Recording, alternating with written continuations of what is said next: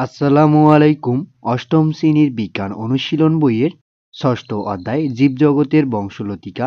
এই অধ্যায়টির গত পর্বে আমি এই পর্যন্ত আলোচনা করেছি। এখন এখান থেকেই শুরু করব। তাহলে চলুন শুরু করা যাক। তৃতীয় ও চতুর্থ সেশন। তৃতীয় ও চতুর্থ সেশনের প্রথমে এখানে বলা হয়েছে, এখন প্রশ্ন হলো এই অজস্র জীবের বৈশিষ্ট্যসমূহ কিভাবে এক প্রজন্ম থেকে অন্য প্রজন্মে প্রবাহিত হয়। শৈশব থেকে বৃদ্ধকাল পর্যন্ত একই বৈশিষ্ট্য কিভাবে আমরা বয়ে নিয়ে বেড়াই। এরপরে এখানে আরও একটি প্রশ্ন রয়েছে। প্রশ্নটি হলো জীবের শারীরিক বৃদ্ধি বা বংশবৃদ্ধি কিভাবে ঘটে। এখন এই প্রশ্ন দুটির উত্তর যেভাবে করবা তা এখন আমি দেখিয়ে দিব। চলো এর উত্তর শিটে। এখানে দুটি প্রশ্নের উত্তর একই, তাই আমি এখানে উত্তর দুটি লিখেছি। উত্তর: শৈশব থেকে বৃদ্ধকাল বা প্রজন্ম থেকে প্রজন্মতরে একই বৈশিষ্ট্য বয়ে নিয়ে বেড়ায়।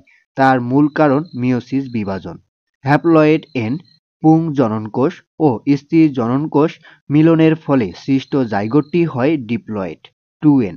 এ জাইগোট মাইটোসিস প্রক্রিয়ায় বিভাজিত হয়ে প্রথমে ভ্রূণ এবং সর্বশেষে পূর্ণাঙ্গ জীবে পরিণত হয়। অর্থাৎ পূর্ণাঙ্গ জীবের প্রতিটি কোষেই ডিপ্লয়েড 2n সংখ্যক ক্রোমোজোম থাকে। নিষেকের আগে যদি জনন কোষগুলো অর্ধেক না হয়ে যায়, তবে নতুন সৃষ্ট জাইগোটে ক্রোমোজোম সংখ্যা দ্বিগুণ হয়ে যায়।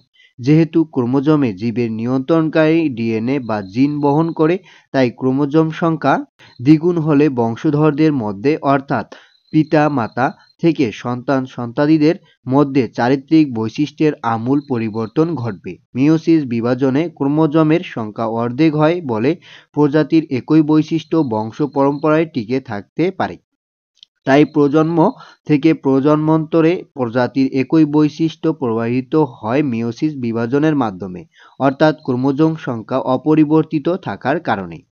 এভাবেই প্রথম দুটি প্রশ্নের উত্তর করবা। এর পরের প্রশ্নটি হলো প্রশ্ন: জীবের শারীরিক বৃদ্ধি বা বংশবৃদ্ধি কিভাবে ঘটে।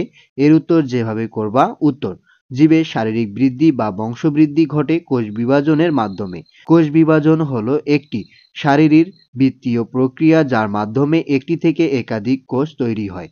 কোষ বিভাজনের মাধ্যমে একটি কোষ বিভাজিত হয়ে অসংখ্য কোষ তৈরির মাধ্যমে একটি পূর্ণাঙ্গ জীবে পরিণত হয়। এক্ষেত্রে কোষ বিভাজনের মাইটোসিস ও মিয়োসিস প্রত্যক্ষভাবে ভূমিকা পালন করে। মাইটোসিসের মাধ্যমে জীবের দৈহিক বৃদ্ধি ও মিয়োসিসের মাধ্যমে জীবের প্রজননের ধারা তথা বংশবৃদ্ধি নিয়ন্ত্রিত হয়। এভাবেই এই প্রশ্ন কয়টির উত্তর করবা। এরপরে এখানকার এই বিষয়গুলো পড়ে নিবা। এরপরে এখানে বলা হয়েছে জীবের বৈশিষ্ট্যসমূহ কিভাবে এক প্রজন্ম থেকে পরের প্রজন্মে প্রবাহিত হয়। এই প্রশ্নটির উত্তর যেভাবে করবা তা এখন আমি দেখিয়ে দিব। চলো এর উত্তর শিটে। প্রশ্নটির উত্তর যেভাবে করবা। উত্তর: জীবের যে কোনো বৈশিষ্ট্যের জন্য প্রয়োজনীয় সকল তথ্য ডিএনএতে সংরক্ষিত থাকে। ডিএনএ মাতা-পিতার বৈশিষ্ট্য সরাসরি তার সন্তান সন্ততিদের মাঝে নিয়ে আসে, যা বংশগতি নামে পরিচিত। অর্থাৎ বংশগতির ধারা রক্ষা করার মূল ভূমিকা পালন করে ক্রোমোজোমে থাকা মানবদেহের বৈশিষ্ট্য নিয়ন্ত্রণকারী ডিএনএ। ক্রোমোজোমে অবশিষ্ট এই ডিএনএ মিয়োসিস কোষ বিভাজনের সময় সরাসরি পিতামাতা থেকে পরবর্তী বংশধরে স্থানান্তরিত হয়। এভাবেই জীবের বৈশিষ্ট্যসমূহ মিয়োসিস বিভাজনের মাধ্যমে এক প্রজন্ম থেকে পরের প্রজন্মে প্রবাহিত হয়। এভাবে এই প্রশ্নটির উত্তর করবা। এরপরে পঞ্চম সেশন। পঞ্চম সেশনের এখানে প্রথমেই বলা হয়েছে পৃথিবীর সকল জীবকে যদি একটা পরিবার হিসাবে ধরা যায়, তাহলে এই পরিবারের বংশলতিকা কেমন হবে। এই জীবদেহের কিভাবে বিভিন্ন বৈশিষ্ট্যের ভিত্তিতে শ্রেণীভুক্ত করা হয়, এরা কিভাবে নিজেদের মধ্যে সম্পর্কযুক্ত। এখানে তিনটি প্রশ্ন রয়েছে। চলো এই তিনটি প্রশ্নের উত্তর শিটে। প্রথম প্রশ্নটির উত্তর যেভাবে করবা। পৃথিবীর সকল জীবকে যদি একটা পরিবার হিসাবে ধরা হয়, তাহলে এই পরিবারের বংশলতিকা নিম্নরূপ। এখানে ডোমেন ইউকেরিয়া। ডোমেন ইউকেরিয়ার এখানে ডোমেন ব্যাকটেরিয়া আর ডোমেন আর্কি। ডোমেন ব্যাকটেরিয়ার এখানে ইউ ব্যাকটেরিয়া এককোষী প্রোক্যারিওটিক, আর এখানে হচ্ছে যে আর্কি ব্যাকটেরিয়া এককোষী প্রোক্যারিওটিক। এরপরে এখানে এসে প্রোস্টিটা ইউক্যারিওটিক এককোষী ও বহুকোষী। এর তিনটি ভাগ রয়েছে। এই তিনটি ভাগের মধ্যে একটা উদ্ভিদ বা বহুকোষী এখানে ইউক্যারিওটিক, আর এখানে হচ্ছে যে প্রাণী বা বহুকোষী হচ্ছে যে ইউক্যারিওটিক। ছত্রাক বা এখানে হচ্ছে বহুকোষী ইউক্যারিওটিক। এভাবে এখানে এই কাজটির উত্তর করবা।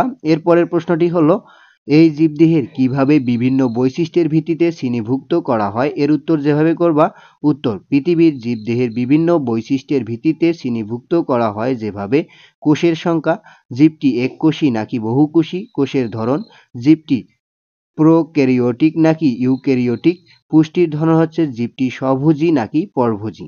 এভাবে এখানে এই প্রশ্ন কয়টির উত্তর করবা। এরপরে আসি অপর পৃষ্ঠায়। অপর পৃষ্ঠার এখানকার এই বিষয়গুলো পড়বা। পড়ার পরে এখানে বলা হয়েছে, এবার একটু ভেবে দেখো পৃথিবী জুড়ে জীবজগতে যে অফুরন্ত বৈচিত্র্য বিদ্যমান তাতে এই মিওসিস কোষ বিভাজনের ভূমিকা কি? সহপাঠীদের সঙ্গে আলোচনা করে নিচে তোমার উত্তর লিখে রাখো। এখানে উত্তর যেভাবে লিখবা, উত্তর: মিওসিস কোষ বিভাজন প্রক্রিয়ায় একটি ডিপ্লয়েড মাতৃকোষ বিভাজিত হয়ে 4টি হ্যাপ্লয়েড জননকোষ সৃষ্টি করে। এই বিভাজনের সময় নিউক্লিয়াস দুইবার এবং ক্রোমোজোম একবার বিভাজিত হয়। এছাড়া বাবা ও মা থেকে আগত ক্রোমোজোমগুলো বিভিন্ন বৈশিষ্ট্য ধারণ করে, ফলে নতুন বংশধরের নতুন নতুন চারিত্রিক বৈশিষ্ট্য দেখা যায়। এতে একই প্রজাতিতে বৈচিত্র্যের সৃষ্টি হয়। এভাবে মিওসিস কোষ বিভাজন ক্রসিং ওভারের মাধ্যমে জীবজগতে বৈচিত্র্যতা সৃষ্টিতে গুরুত্বপূর্ণ ভূমিকা পালন করে। এভাবে এখানে এই উত্তরটুকু লিখে রাখবা। তাহলে আজকে এ পর্যন্তই। এর পরবর্তী পর্বে আমি এর পরের দেওয়া কাজগুলোর উত্তর নিয়ে আলোচনা করব। ধন্যবাদ সবাইকে এতক্ষণ সঙ্গে থাকার জন্য। ভিডিওটি ভালো লাগলে লাইক এবং সাবস্ক্রাইব করবেন।